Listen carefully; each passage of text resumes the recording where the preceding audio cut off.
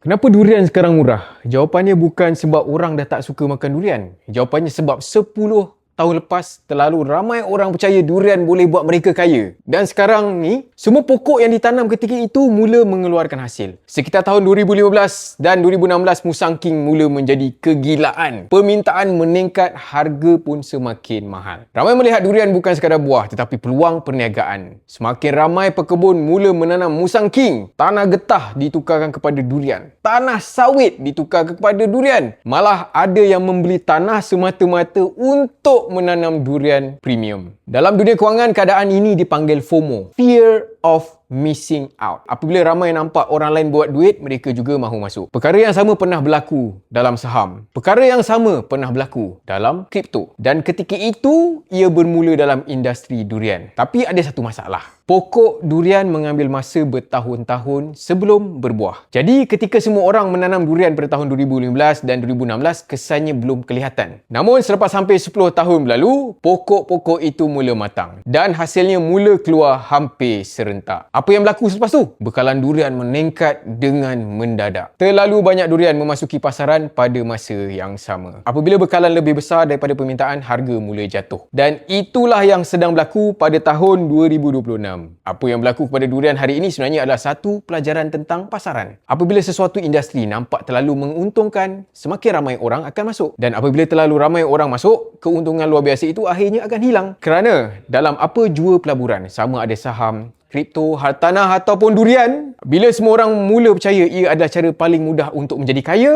biasanya peluang itu sudah hampir berakhir. Ingat tu. Kalau anda suka kandungan tentang ekonomi, pasaran kewangan dan kisah di sebalik pergerakan harga seperti ini, jangan lupa ikuti intraday.my. Kerana kadang-kala pelajaran paling berharga tentang pasaran bukan datangnya daripada carta saham, tetapi daripada sebiji durian.